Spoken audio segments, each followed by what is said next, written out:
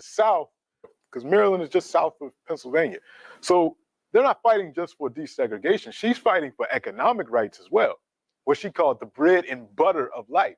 They're fighting for that. So black folks in Cambridge, Maryland are engaging in a struggle that's going to be very similar to other struggles later on in the 1960s and the 1970s.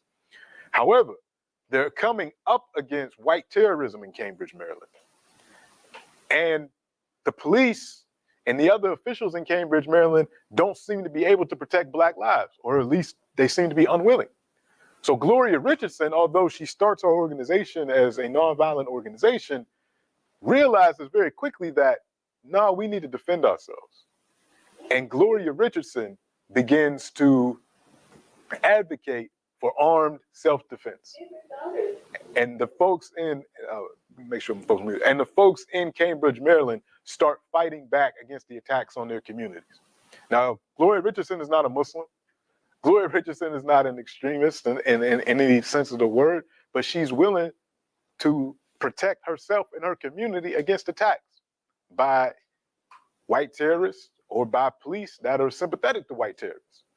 So this is happening all in 1963.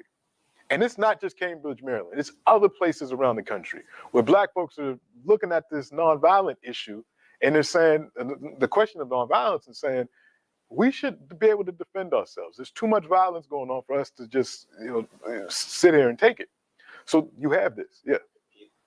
What exactly how were they defending themselves? What exactly were they doing? Using guns, firing back when folks came into the areas to shoot, not just in Cambridge, Maryland. Earlier on, in the late 1950s, you have a man named Robert Williams in North Carolina, Monroe, North Carolina, who fought against the Ku Klux Klan. You had black men throughout the South that had formed a secret organization called the Deacons for Defense in Louisiana, in Alabama, and Mississippi. These were World War II veterans, Korean War veterans, who were Christians, but were practicing what Malcolm and the Muslims were preaching, which was armed self-defense, not offensive violence. They weren't going into white communities, killing white people. They were saying, if you're going to attack us, we have the right to defend ourselves. So all of this is happening. And remember how we left off in 1962. King is trying to figure out how we can make nonviolence work again. Because for King, nonviolence is not just a principle, it's also a tactic. It's a tactic. And his tactic was foiled in Albany, Georgia in 1962. 1962, as we talked about last week, the sheriff in Albany, Georgia, read King's book. He figured out a tactic to neutralize nonviolence. Hey, if you're not violent with the protesters, then you just arrest them peacefully. They don't get the media attention, and it doesn't work.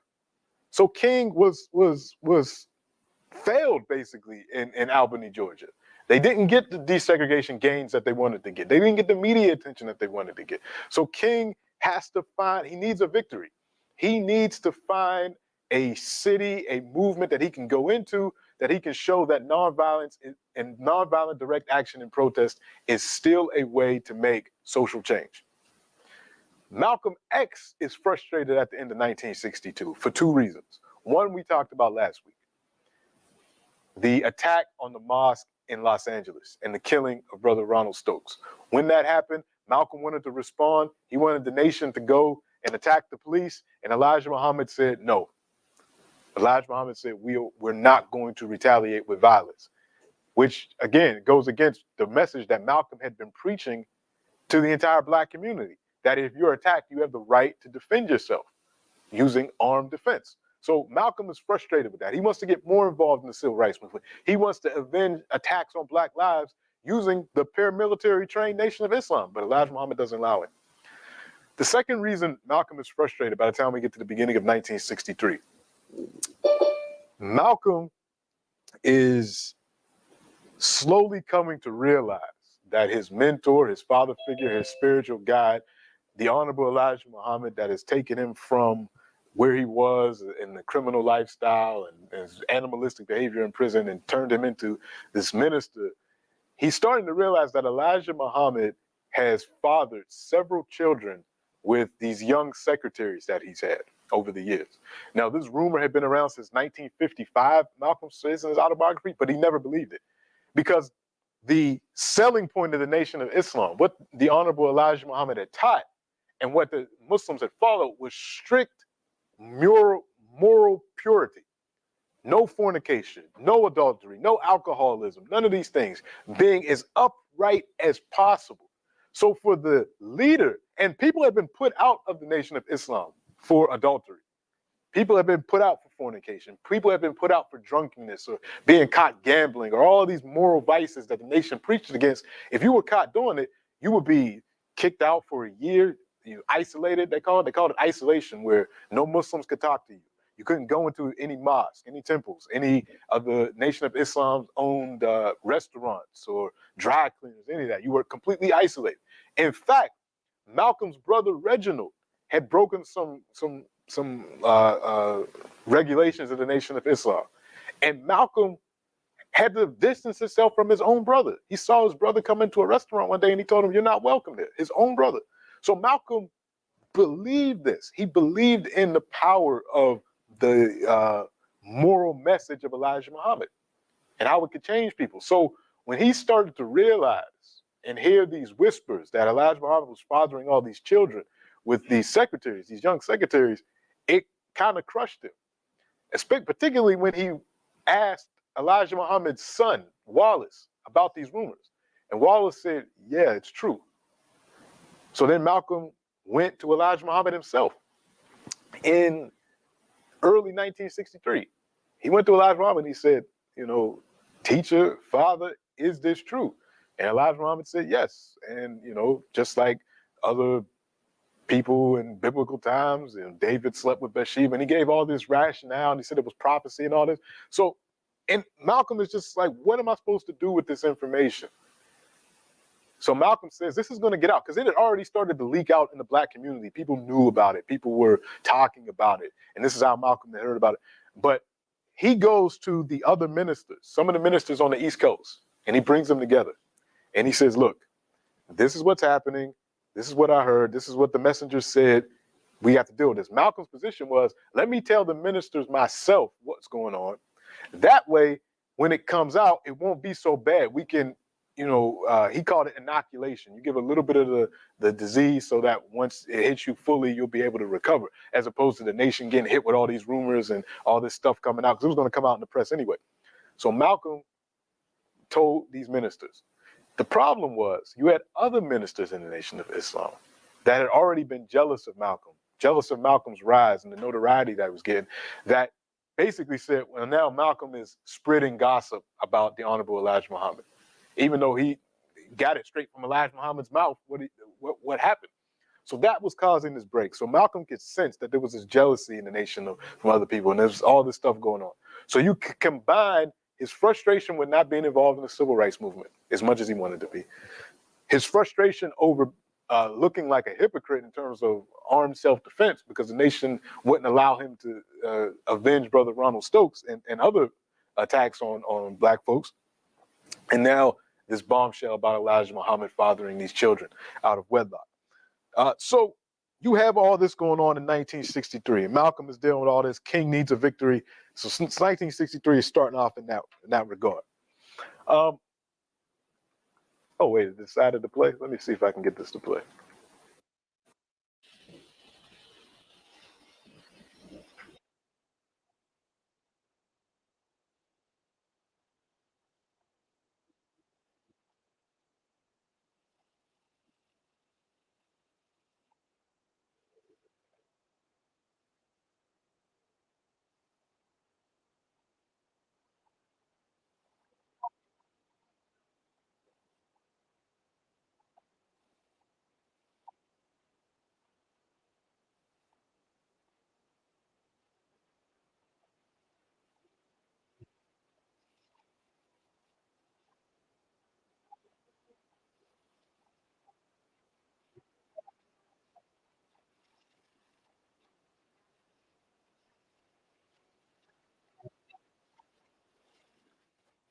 I just wanted to play that because what that video was showing, Cambridge, Maryland is not far from DC. So when black people started to fight back, that's when the government decided to bring in the National Guard to stop the protests.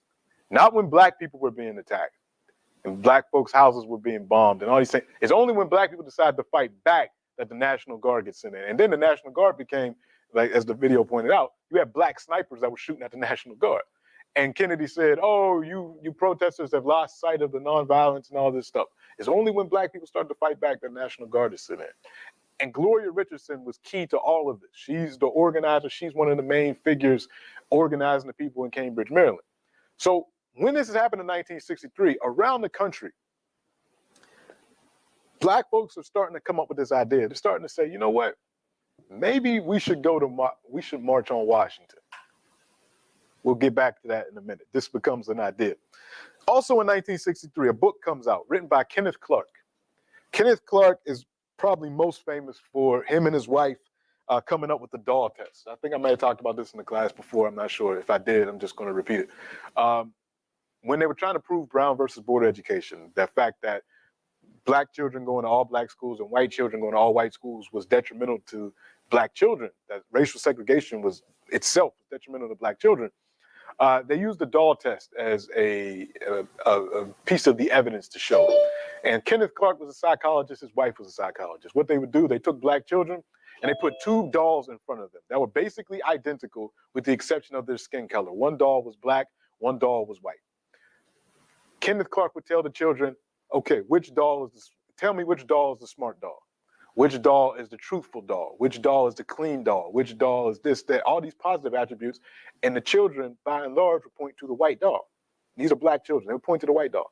And then Kenneth Mamie Clark would ask, which one of these dolls is ugly? Which one of these dolls is untruthful? Which one of these dolls is stupid? All these negative attributes. And they would point to the black doll. And then the big shocker was Kenneth Clark would say, now, which one of these dolls look like you? And you would see the children doing this mental gymnastics because they know if they point to the black one, that all those negative attributes that they pointed out, they're saying that that's a part of them. And some would choose the black one, and then some would choose the white one, which is like, I want to be associated with all these good things that I put on this doll. So I'm going to say this doll looks like me. So all this evidence was given at the Supreme Court, and it's one of the reasons why Brown versus Board of Education, in addition to all the constitutional reasons, passed the Supreme Court. But anyway, Kenneth Clark writes this book called The Negro Protest. And he interviews Malcolm X, he interviews Martin Luther King Jr., and he interviews James Baldwin. And it's all published in his book. And all three of them talk about each other in the book.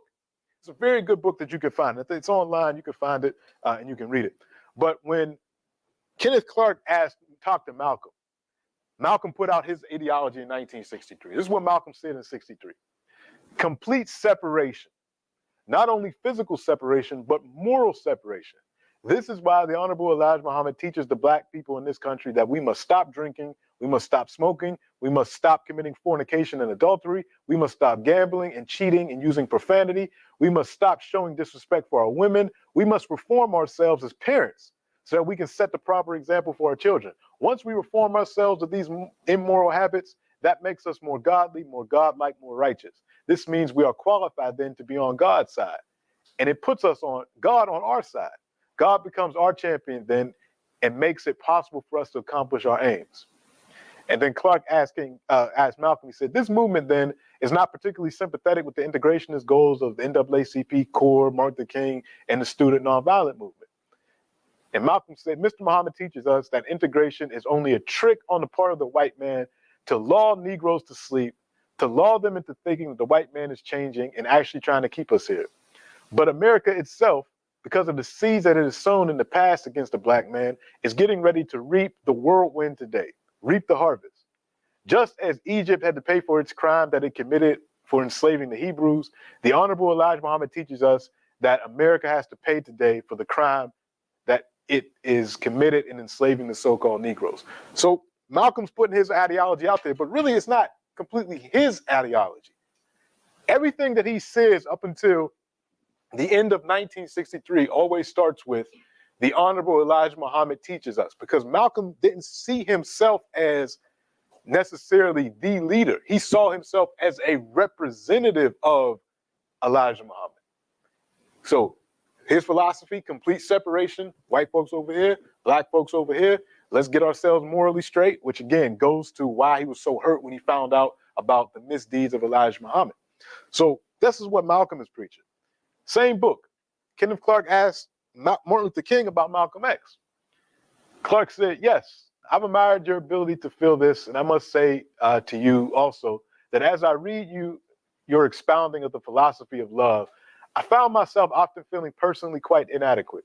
Malcolm X, one of the most articulate exponents of the Black Muslim philosophy, has said of your movement and your philosophy that it plays into the hands of the white oppressors, that they're happy to hear you talk about love for the oppressor, because this disarms the Negro and fits into the stereotype of the Negro as a meek, turn the other cheek sort of creature. Would you care to comment on Mr. X's beliefs? King said, well, I don't think of love as in this context as emotional bosh. I don't think of it as a weak force, but I think of love as something strong that organizes itself into powerful direct action. Now, this is what I try to teach in the struggle in the South, that we are not engaged in a struggle that means we sit down and do nothing, that there's a great deal of difference between non-resistance to evil and non-violent resistance.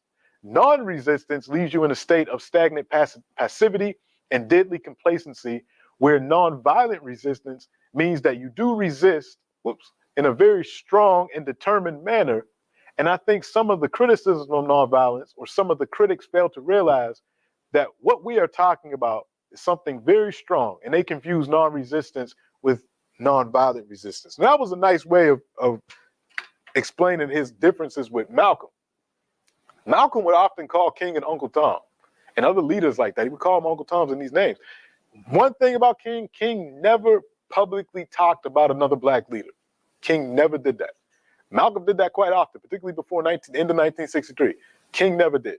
But he's right in his explanation to Malcolm. What they were doing in the South was not non-resistance. They weren't just letting white people do anything. They were non-violent. Do you know how much strength it takes to be non-violent? King would teach this, and his people in the Southern Christian Leadership Conference and the workshops that the Student Nonviolent Coordinating Committee put on, they would teach people that it takes tremendous amount of strength to go up to a policeman with a billy club, with a firearm, with a taser, with a fire hose, and you're unarmed. You have no weapons. All you have is your faith in God and your belief that what you're doing is righteous. You know how much strength that takes? It's easy to go up to somebody if you both got a gun and you're ready to duke it out, but if you don't have anything but your faith in God, that takes a lot of strength to not fight back. So King was saying, this is the tactic that we're going to use. It fits with my philosophy as a Christian, and it fits for the practical needs of black people in the South. So here, him and Malcolm disagree, but King needed to prove this. Because again, Albany showed that there's ways to get around nonviolence. If you're a white man and you want to hold up segregation, if you actually read King's book, you can figure out tactics to get around it. Well, one place where King knew that he would get the type of reaction to his nonviolent positive action, Birmingham, Alabama. Birmingham, Alabama.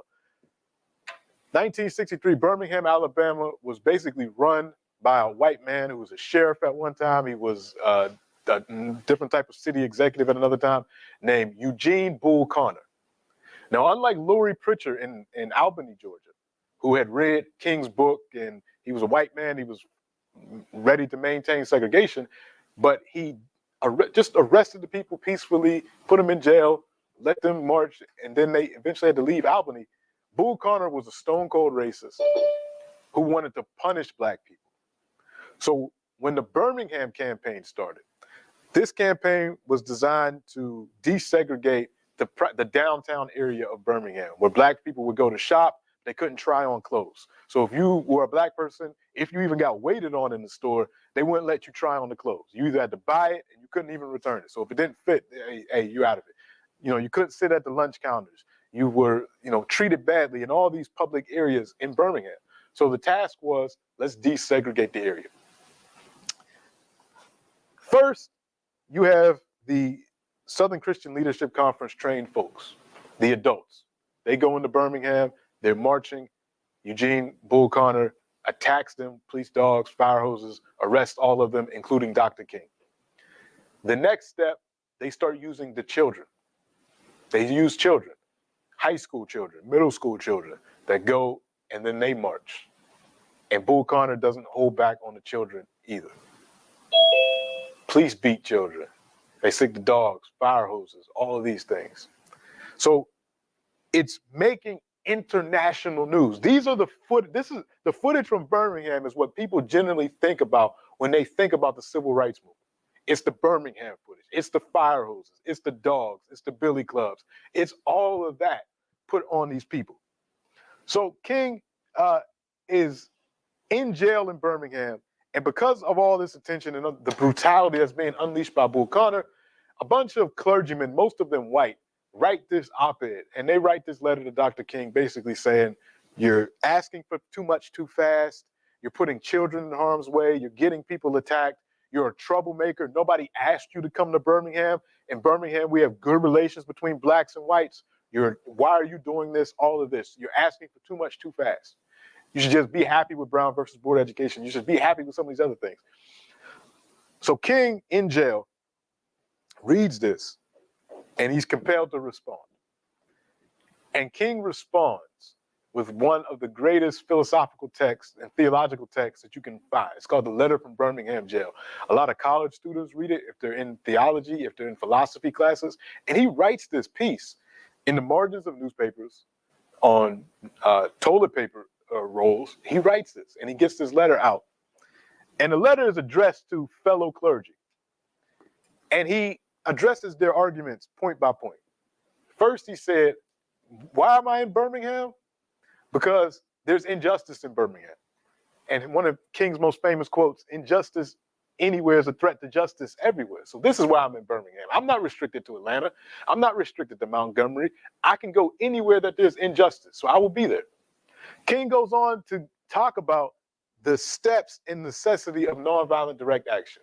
He says, we're not here as untrained people. We train, and this is why we use nonviolence.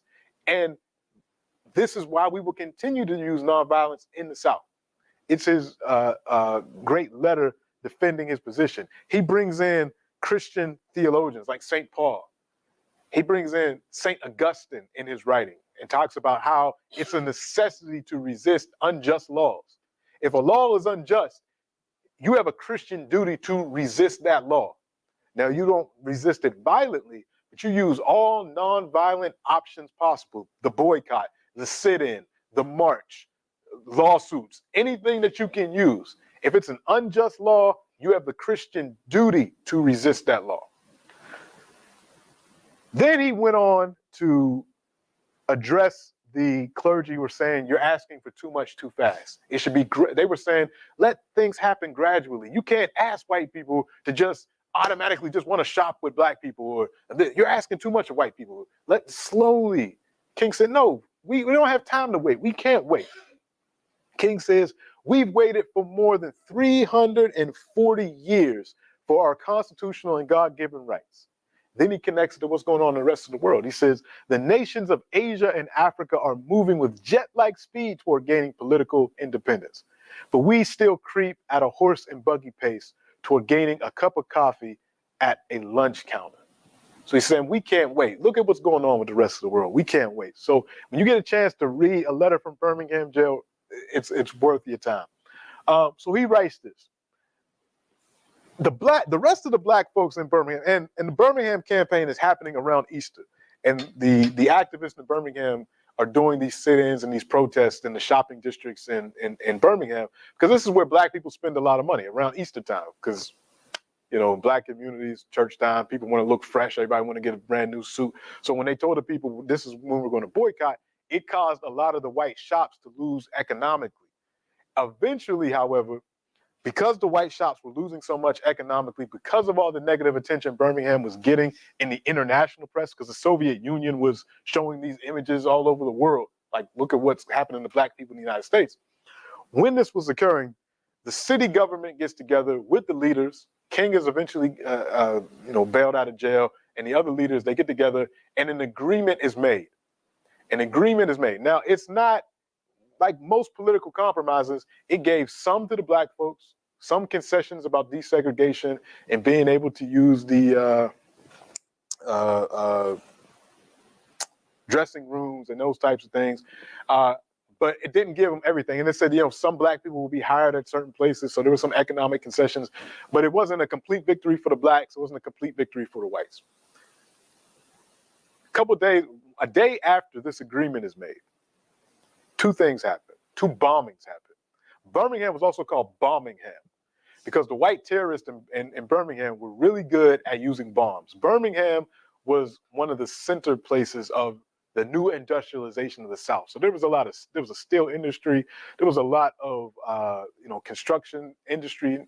So a lot of demolition supplies were around Birmingham. A lot of white folks that were skilled in demolition.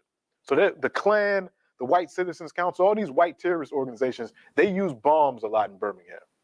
So the night after this agreement was signed, the hotel that Dr. King and the other activists were staying at, which was owned by a black man named A.G. Gaston, who at the time was the richest black man in America, his hotel was bombed. Dr. King's brother, who was a pastor in Birmingham, A.D. King, his house was bombed. Now, luckily, nobody was killed in these. People were hurt, but nobody was killed. These bombings that night, one eyewitness said they saw a police officer plant the bomb. And then they saw another white man come up and detonate the bomb. So police were implicated in this. The Klan was implicated in it. A lot of the police officers were also Klansmen. So all this is interactive. And the Klan had a big rally and a big meeting not far from Birmingham at this time. So the Klan's all involved in this. It's really interesting. According to FBI files, one of the Klan's members that was supposedly also an FBI informant said that, but he was more of a Klansman than an FBI informant. Like he was more loyal to the Klan than he was to the FBI. He tried to feed the FBI that black Muslims had planted the bomb as a false flag operation. So this is how they're already trying to blame Muslims for this. But anyway, when these bombs went off, the rest of black Birmingham that wasn't nonviolent, they took to the streets. Because you have to remember, when King is down here demonstrating, not every black person in Birmingham is down with Dr. King's cause. Some of them are like, I'm not sending my kids down there to get beat up by the police, and I'm not going down there to get beat up by no police.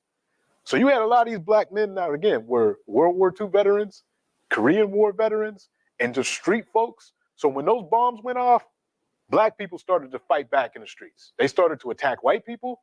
They started to attack the police. And all this happened in May 1963.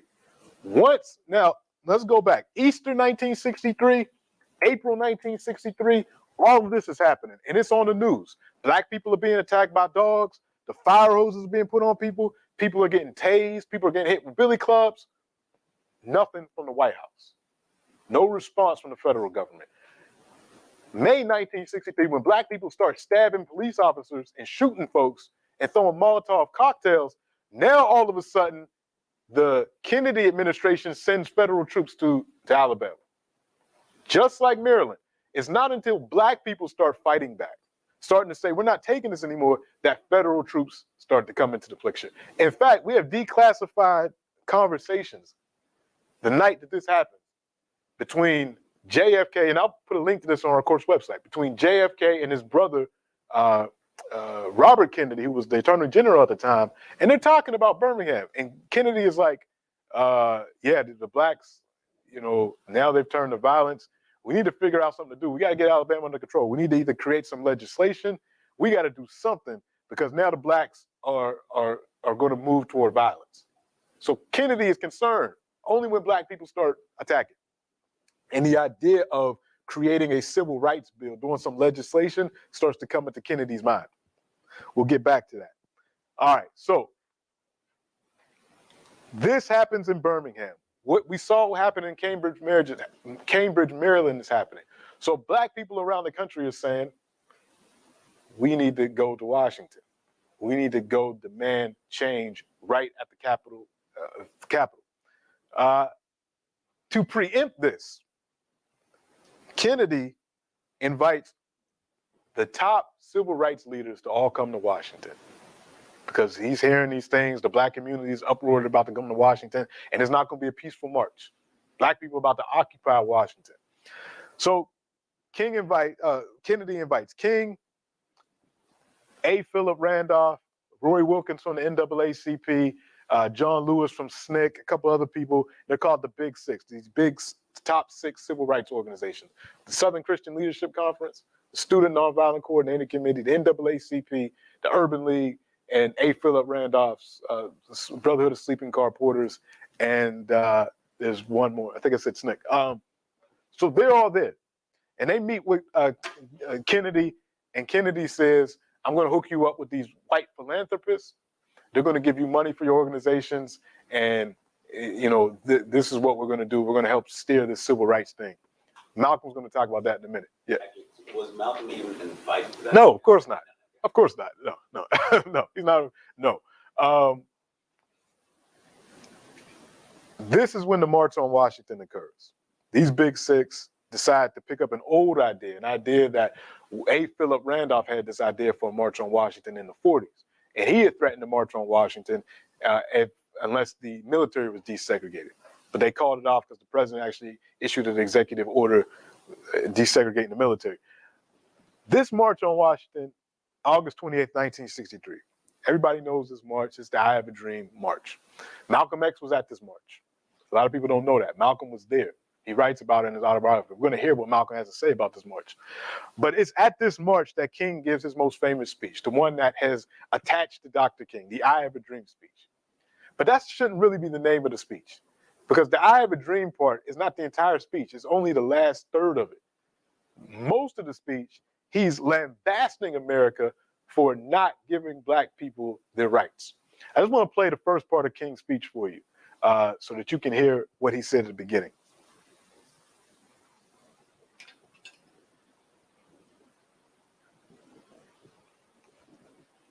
And after we watch this, we'll hear from Malcolm. I'm on YouTube.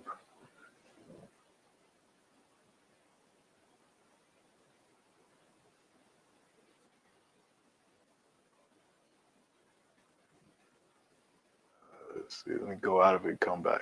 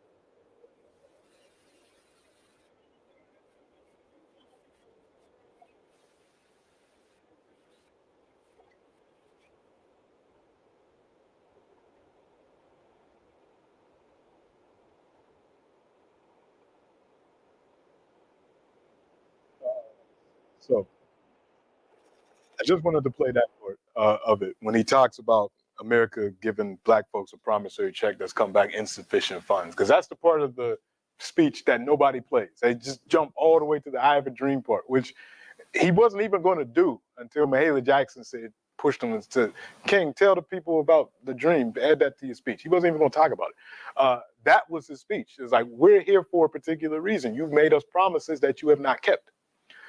Malcolm was at the March on Washington. He writes about it in the autobiography. And in one of Malcolm's great speeches, last week I said we were going to talk about the Ballad of the Bullet. I made a mistake. I was actually too early. We're going to talk about that next week. This speech by Malcolm is where he talks about the house Negro and the field Negro. It's called The Message to the Grassroots. Malcolm gives this speech in November 1963. He's just about to break with the Nation of Islam, but he has not yet. It's about November 10th, 1963. He's in Detroit, Michigan. He's at a church, actually. So he's giving this speech. It's not in a temple. He's at a church. So when you hear the black people cheering for what he's saying, these are Christian black people that are cheering in Detroit. Malcolm talks about the March on Washington. Malcolm gives this speech, and this is what he says. And the march was in August. August 1963.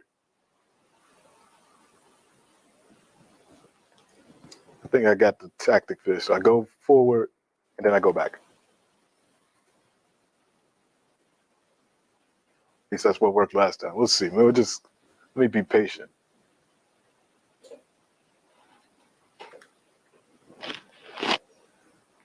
All right. I'm glad you're playing this clip, Clyde. As you know, this is highly relevant to the work I'm doing. Oh, we're not done with this speech. This is just a speech part with the March on Washington. We're going to actually get into some more elements of this speech if it decides to ever load. It's so powerful that they don't want us to hear it. Let me see.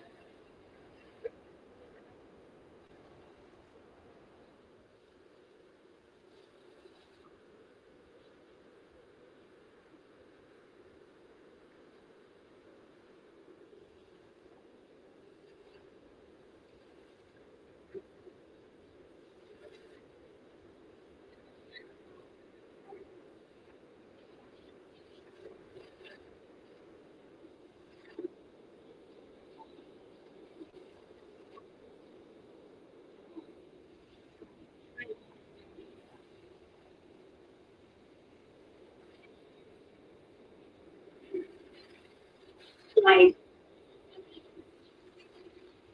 it's hard to hear.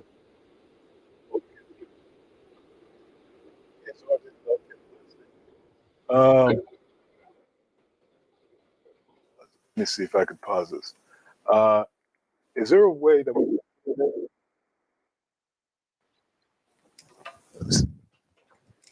One second, everyone. Is there a way?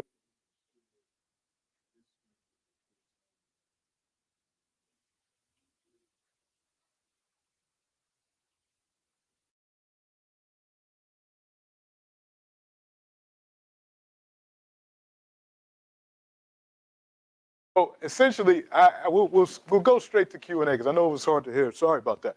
What we'll do, because we'll play more parts of the speech, but essentially what Malcolm said in this part, his critique of the March on Washington was this: the Big Six had come. The black folks were saying that they were going to march on Washington. They were going to shut Washington D.C. down.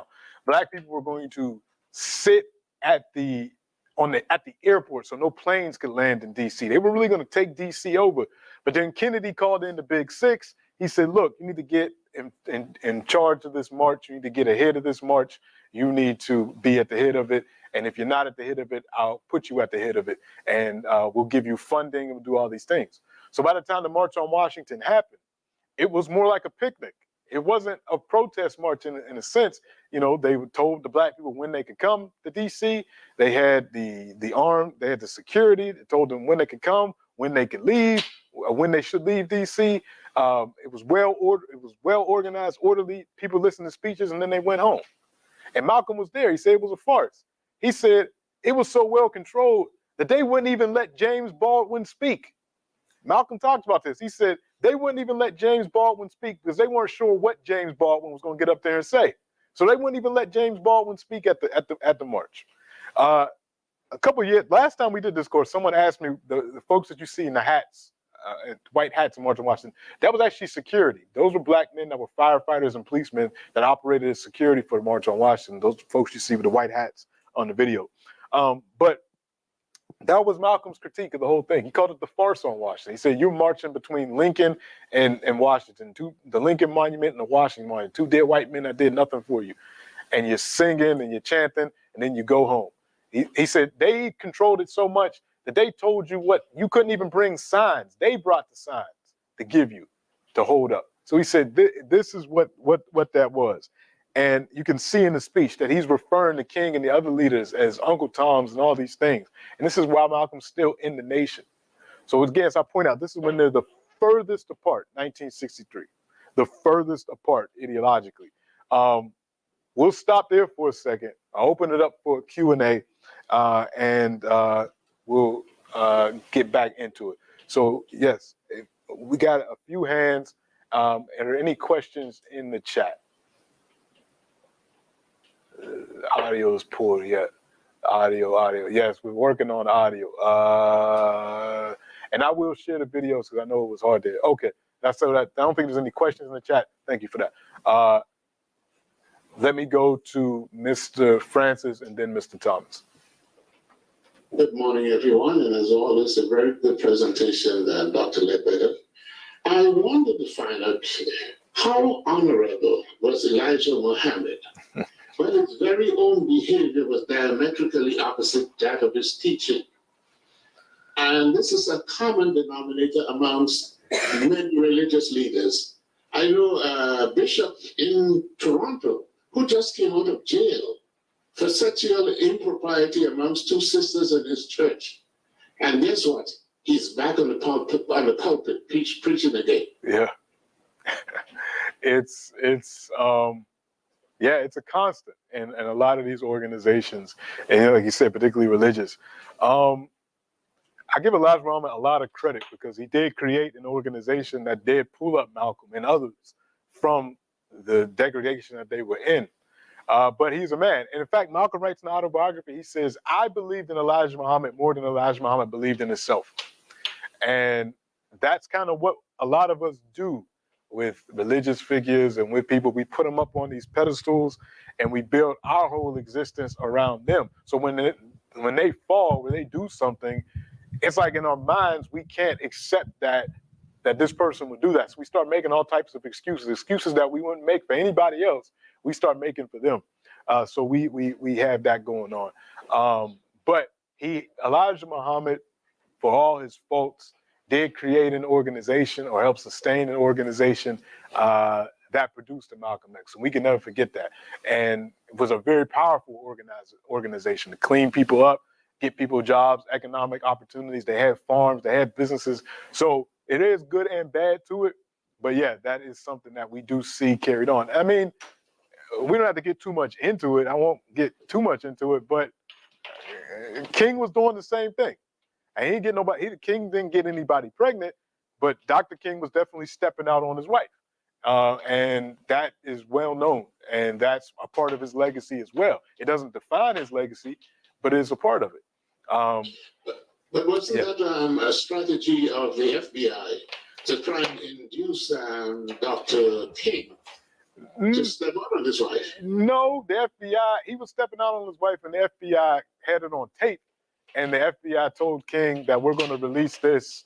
If it basically insinuated, if you don't kill yourself, we're going to release this.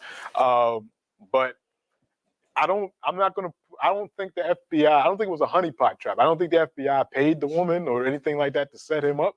I think he just was stepping out on his wife and got caught by the FBI.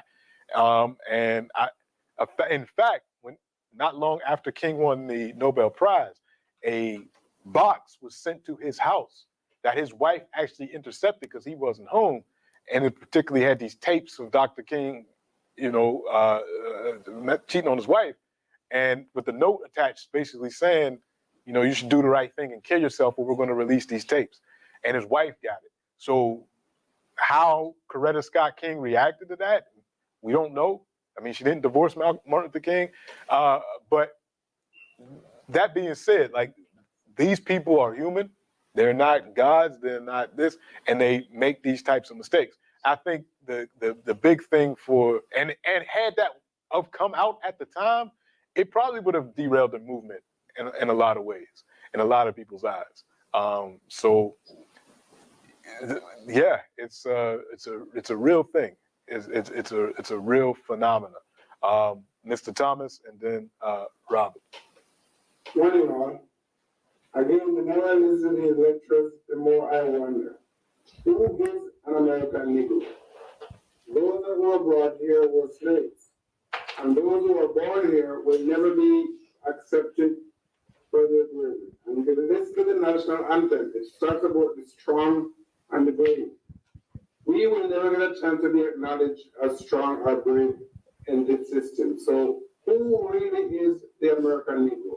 That's a good question. And in fact, during this time in the Nation of Islam, they called black people the so-called Negro. I mean, for the Nation of Islam, black people, that they never really accepted that term. They used it, but they never really accepted it. And they definitely didn't call themselves American, because Malcolm used to teach at the time. He said, black people aren't Americans. Because if you were American, you wouldn't have to fight for civil rights or human rights or your constitutional rights. You would just have them.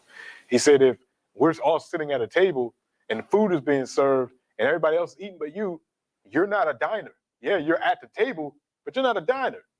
Malcolm used a lot of similes and metaphors. He used to say, if a cat has kittens in the oven, you don't call them biscuits. He said, just because of where you're born doesn't mean that you are that thing. So being born in America, if you don't have the rights of an American, if you don't have all these things, then you're not an American. So that was something that a lot of folks still hold on to today. Not many people vocally, but a lot of people have that opinion, and that was the opinion of the nation back then. So yeah, you're spot on with that understanding. Robert, go ahead.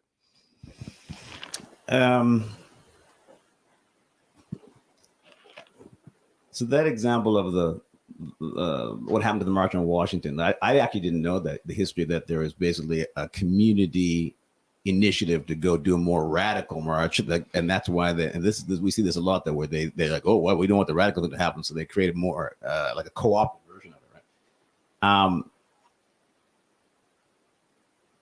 And so in the work that so actually this is a question at the end, but in the work that I do with the hub, I certainly noticed that the system's designed to give a little bit of money to some of our people to do stuff, to do some good work, helping our people who are in crisis.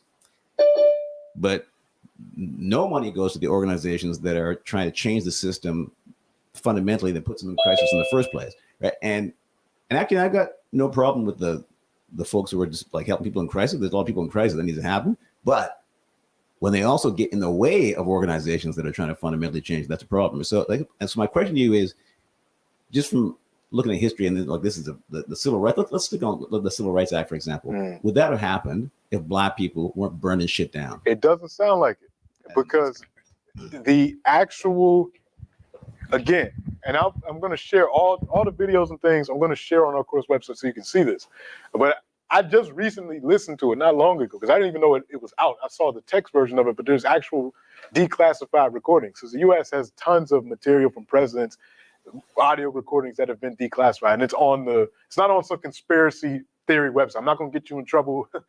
The police aren't going to knock on your door or anything like that. This is actually in the JFK library website dedicated to President Kennedy. You can go on there and listen to President Kennedy and his brother Robert Kennedy, the Attorney General, talking about Birmingham, saying, look, Black folks are becoming more violent. We might need to pass some legislation to stop this from happening. And it's within the same breath that they're also talking about Cuba. So they're seeing this in the international dimension that it is, that if we keep having these disruptions, places like Cuba, the Soviet Union, all these African nations that are now getting independence, Asian nations are seeing this, and it's embarrassing the United States, and it's threatening the United States' position geopolitically. We got to do something about it. So Kennedy was one of the reasons. So it's actually funny, going back to what you mentioned, it wasn't just Kennedy bringing them together, because they have been fighting amongst each other. Malcolm talks about this in his speech.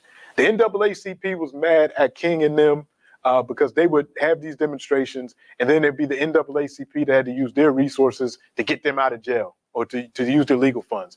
And they were mad at the Student Nonviolent Coordinating Committee, the young people that were engaging in these actions. And they were all bickering with each other in the press and all that. So Kennedy and them, they brought them together and they said, look, we have access to all these white philanthropists, and we'll make sure that we start a fund, a civil rights fund. Then you'll get some money, your organization will get some money. That way you all don't have to be fighting each other in the press over money. And they all got a certain amount. And then, according to Malcolm, they were all, and this was all in the press, because Malcolm is getting this information from the newspapers. Malcolm is saying that they got a certain amount of money before the march, and then after the march was over, they were going to get a certain more amount of money. Just make sure that things went well at the march. It wasn't no funny business. So yeah, that's a strategy, and we see this in 2023. We saw it definitely in 2020. We can look at the Black Lives Matter movement. One of the ways that you can easily derail a movement, throw money at it, and see how people react once the money comes, and what happens. Nation of Islam is the same thing.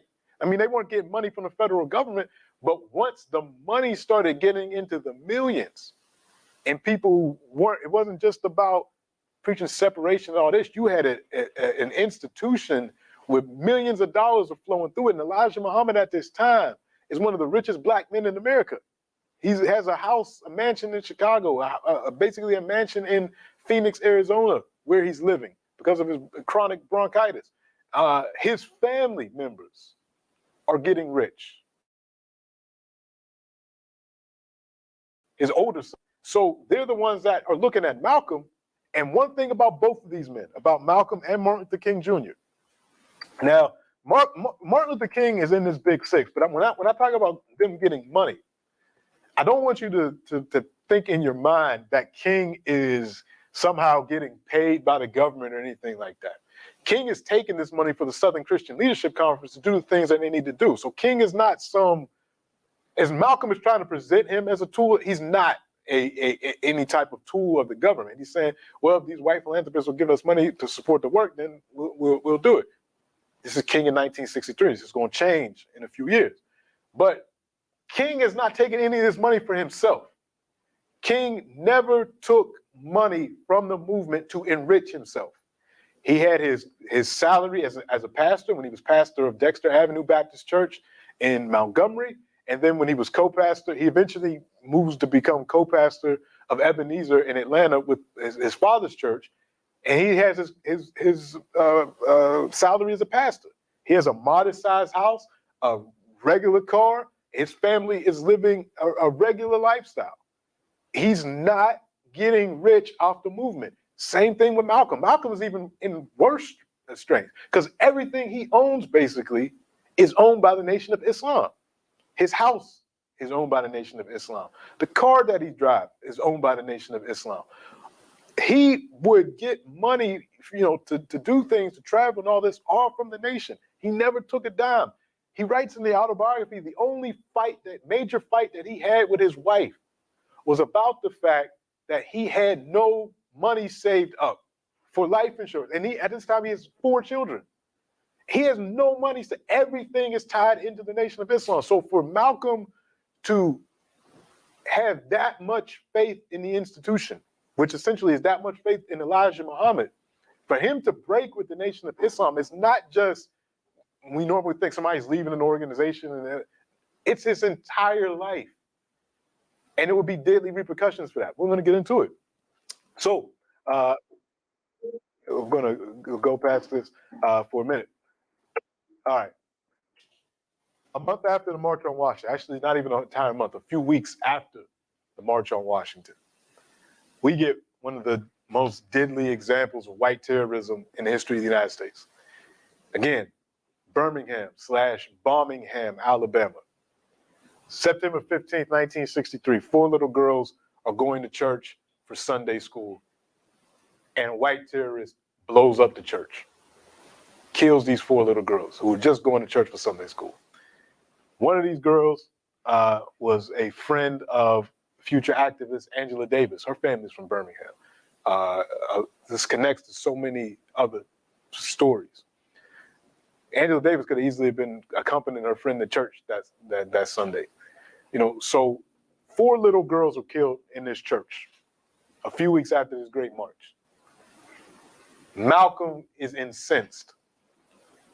King is incensed. The nation is incensed. The Black nation is incensed. 4 innocent girls killed by white terrorists. Malcolm is extra incensed because you have to think, 4 little girls get killed. Malcolm is a father at the time of 4 little girls. So this is, it's the loss of life, but you have to think about it from his perspective. Being a father, when you see Malcolm here with his wife, with Muhammad Ali, who had just joined the nation in 1963 as well. He had met Malcolm a year earlier in 62 in Detroit, him and his brother, and then eventually Malcolm and others bring him into the Nation of Islam. So by the time he becomes the world champion in 1963, he is pretty much a convert and a member of the Nation of Islam. But anyway, Malcolm has 4 little girls. Malcolm, again, wants to practice that arm. He wants the nation to go into Birmingham and fight the white terrorism. He wants that battle. He wants white people to pay, the white terrorists to pay for these actions. King, on the other hand, is still committed, even in the sight of all of this. And King has 2 daughters at this time. But even in the sight of all of this, King is still committed to nonviolence as a principle. He actually gives the eulogy at the funeral for these 4 little girls. And King says, "So I stand here today to say to you this afternoon, to all assembled here, that in spite of the darkness of this hour, we must not despair. We must not become bitter, nor must we harbor the desire to retaliate with violence. No, we must not lose faith in our white brothers. Somehow, we must believe that the most misguided among them can learn to respect the dignity and worth of all human personality." And it was hard for him to say these words. I mean, but this is how deep King's commitment to the principle of nonviolence is. He is a true follower of Jesus. King is committed to this principle. So it's non-negotiable for him. So this is, again, where they're furthest apart. Malcolm would talk about this in an interview at Berkeley. Let me see if this one plays. And we set up another microphone near the TV, so it might be a little bit better to hear.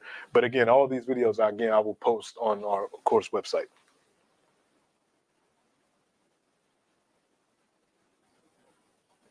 If this one decides to cooperate with me.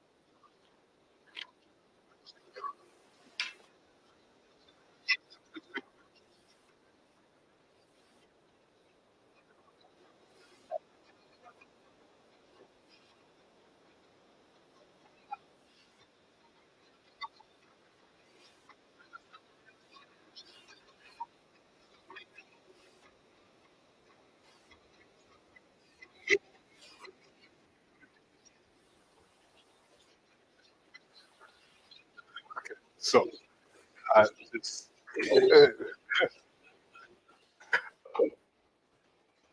Welcome, bring receipts. he was good with the citation. So this was again, and he's really holding back his anger because he's really upset at this time. But however, so many other folks in the black community could say, well, I mean, you're on TV and making press conferences and you're talking about all this, but we never see the Nation of Islam or any of the Fruit of Islam and any of these folks down here in these struggles. So you're talking about this armed self-defense. You're just talking. At least King and them are down there. They're confronting the police. They're doing so non-violently. They're doing all this. They're the ones getting bombed. They're the ones getting shot at. In June 1963, Medgar Evers, the leader of the NAACP in Mississippi, is shot down in his own driveway. So there are people giving their lives for this. Where's the Nation of Islam? You're not in it. I mean, they're at least there. So Malcolm is still dealing with that as well. Like, yeah, you're talking about all this tough talk about armed self-defense and not being nonviolent, but where are you? So that's a real question that he has to respond to in 1963.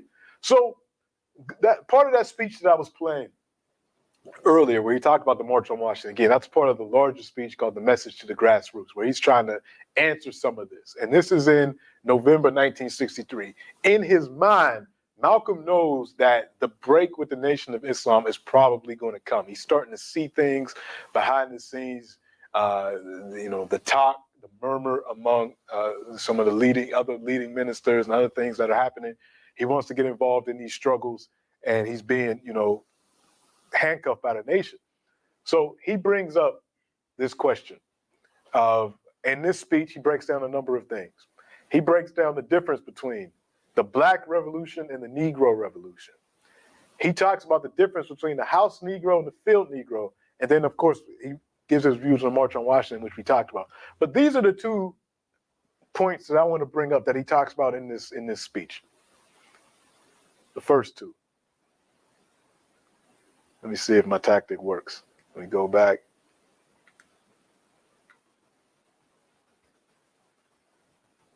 All right, let me see if it works. Oh, no.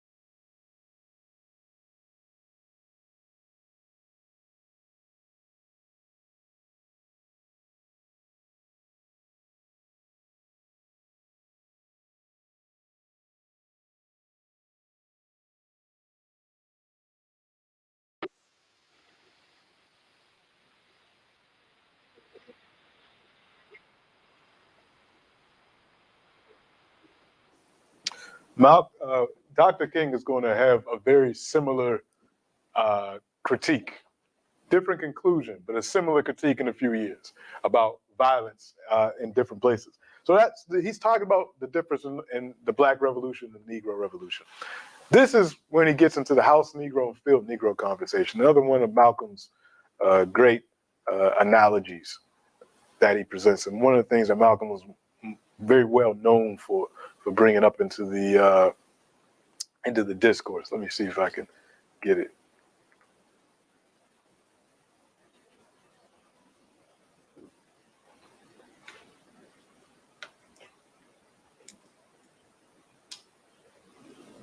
All right.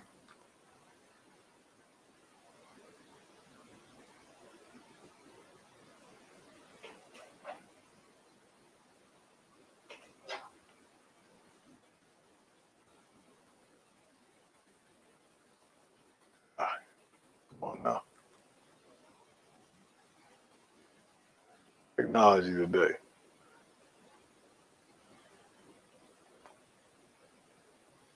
All right, for the sake of time, I'll just paraphrase this because it seems to be going kind of slow. Essentially, Malcolm makes the comparison. He says, back in the days of slavery, you had the house Negro and the field Negro. The house Negro lived in the house, lived either in the attic or in the basement, close to the master, loved the master more than the master loved himself. The house Negro, when the master would get sick, the house Negro would say, "What's the matter, boss? We sick." If the master's house got on fire, the house Negro would be the first person to try to put it out. Whereas the field Negroes would be praying that the house burned down. The field Negroes would always be talking about getting away from the master, fighting the master, and seeking freedom. And the house Negro would always go to the field Negro and say, "Why would you want to be free? Better, where are we going to live better than this? Where are we going to eat better than this? Where are we going to have better clothes than this?" And he said, this is just like America today. The Nation of Islam is telling you we need to separate from the white man. We need to get our own land. We need to have our own communities. We need to have our own this. But you still have these house Negroes that are saying, no, where are you going to live better than America? Where are you going to get treated better than the U.S. government and all these things? This is the analogy that he was making. And he's painting the Nation of Islam as being that field Negro mentality, that we need to separate. We need to go. We need to form our own community. We need to take care of ourselves. We don't need the white man taking care of us. And if his house burns down, that's fine. Let it burn down. Again, I'm going to put this link up on our course website so you'll have it. That speech was given on November 10th, 1963. Then November 22nd, 1963. This is the day that President John F. Kennedy is assassinated in Dallas, Texas. Malcolm already said earlier in 1963 in the quote that we read from Kenneth B. Clark's book that there was going to come a time where all of that violence that America puts out is going to come back and haunt America and punish America. He said, just like Egypt was punished for its treatment of the children of Israel, that's what will happen to America. Well, it was very prophetic. November 22nd, 1963, Kennedy is assassinated. Elijah Muhammad immediately, preemptively puts out a message to all the ministers in the Nation of Islam. Do not say anything about the president's assassination. Don't say anything. If the press asks you about it, say no comment. Don't say anything about it. We don't want negative attention brought to the Nation of Islam during this time. Again, we have to go back to what I talked about during week one. Elijah Muhammad had spent years in a federal penitentiary because he had run afoul to the U.S. government by not fighting in World War II and seeming to be sympathetic to the Japanese. Elijah Muhammad gets out of prison. He rebuilds the Nation of Islam, and he wants to maintain that the Nation of Islam is a purely religious organization. Now that the millions have come in, there's a lot more to lose. Elijah Muhammad is telling his followers, don't say anything about this. So not only is he telling his followers, you can't retaliate when attacked, like when the mosque was attacked or when other black communities are attacked, the Future of Islam can't do anything about it. He's also telling his followers, now you can't say, the ministers in particular, don't say anything about the president's assassination. Well, Malcolm wrestles with this for a minute, but then he realizes that this is the time to disobey the Honorable Elijah Muhammad. He wasn't necessarily going to, I think he knew he was going to leave, but I think even in his own mind, he wasn't completely sure if he was going to go or not. But he gives a speech. He doesn't say anything about the assassination in his actual speech. Once the speech is over, there's a press conference, and the press asks him about it. And Malcolm responds truthfully. He says, "This is chickens coming home to roost." And he paints it internationally. He says, the United States puts out violence all over the world. They killed Lumumba in Congo. We're going to talk about Malcolm X in Congo next week. They killed all these other people. You know, all the civil rights workers that died, all this violence that has happened in America, and now it has come back and killed one of his chief farmers. He says, just like chickens coming home to roost. When you send your chickens out, and the United States sends chickens of violence out, well, every night those chickens are coming home to roost. And he said, me being an old farm boy, chickens coming home to roost never made me sad. In fact, it only makes me glad. So when this get out, of course, it made front page news. Muslim minister seems to gloat about the president's assassination. Elijah Muhammad calls Malcolm X. I told you not to say anything. You've openly disobeyed me. I'm going to silence you for 90 days and isolate you for 90 days. You can't speak in any mosque. You can't be around any other Muslims. You can't do any of that, particularly speaking in the mosque. Well, first Malcolm thought he just couldn't speak nationally. Then Elijah Muhammad said, no, you can't even speak and teach in the mosque in New York, mosque number 7. So he knew it was over at this point. He knew that the silencing wasn't just going to be for 90 days. So it went from 90 days to then being indefinite, an indefinite silencing. So he would never be able to preach again, never be able to do any of those things. And it was a way for those folks, those forces inside the nation that were already jealous, that already thought he was getting too much spotlight, to silence him. And all this was going on. So he breaks with the Nation of Islam at the end of 1963. And essentially, he knows what this means. Remember, the nation owns his house. The nation owns his car. He has very little in terms of savings. It's dangerous for him to leave because him leaving shows that he has severed his relationship with the Honorable Elijah Muhammad. When you do that, based off the teachings of the Nation of Islam, if you're not following the Elijah Muhammad tells you to be silent. If Elijah Muhammad tells you you're not supposed to speak anymore, you're supposed to follow that order. That's a divine order coming from God's messenger. So for you to defy that, you are defying Elijah Muhammad, and as a member of the Nation of Islam, to do that in the way that you're doing it, as prominent as you are, that's almost like a death sentence. And particularly once Malcolm started to talk about and give more rationale as to why he left the nation. But that doesn't come out till later. He doesn't talk about the Elijah Muhammad infidelity stuff until after the Nation of Islam tries to kick him out of his house and all these things. That's when Malcolm says, well, I have to, really get into why I left. But he breaks by the time we get to at the end of 1963. 1963 ends a little different for Dr. King. He wins the Nobel Peace Prize. But again, in his personal life, as I mentioned, what was going on with the FBI and all these things. And both of these men were being monitored by the FBI. The Nation of Islam, FBI informants were all throughout the Nation of Islam. King was members of the SCLC. You had FBI infiltration in both SNCC and the SCLC. So all these people are under surveillance. Most of that done at the behest of J. Edgar Hoover, who had also hired the first black FBI agents to infiltrate the Garvey organization in the 1920s. So it's something that's been going on. But King wins the Nobel Peace Prize. Not long after that, in 1964, then the legislation that Kennedy had talked about after the Birmingham riots is going through the process. And by 1964, the Civil Rights Act is going through Congress. And this would be the only time that Martin Luther King and Malcolm X would actually meet in person. In March, I believe it was March 1964. They're both in Washington for the deliberations on the Civil Rights Bill that's going to pass as a Civil Rights Act.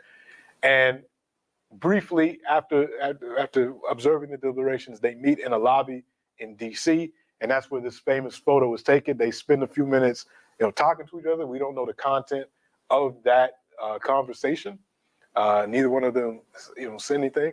But they met, they discussed. I think King Man talks about it in a writing later on. But this is at the point where he's left the Nation of Islam. And one of the things that he does, which we'll talk about next week, is he's trying to reorganize himself both politically and spiritually. He reaches out to all those civil rights leaders and he apologized. Malcolm apologized. He says, I've said some horrible things about you in the past, and I hope you forgive me. And I knew you, not King, but other civil rights leaders had said some horrible things about Malcolm. And he said, I forgive you. Hope you forgive me. We need to work together and figure this thing out. So he does that. But this is their only meeting. Malcolm, we're going to talk about what Malcolm does for the rest of 1964 and into 65 next week. And then we're going to talk about what King did from about 65 to 67 next week as well. So 68 next week as well. That will be the end of our class where we'll talk about these men at the height of their theologies, their philosophies, and their political organizing. So that's what we'll get into next week. I'll open it now for open discussion, questions, any questions or comments that folks may have. And tune in next week for the conclusion of our seminar. Any questions? Let me go into the chat. My teaching assistants have left, so I've got to go into the chat myself to see if we have any questions. Yes, that's the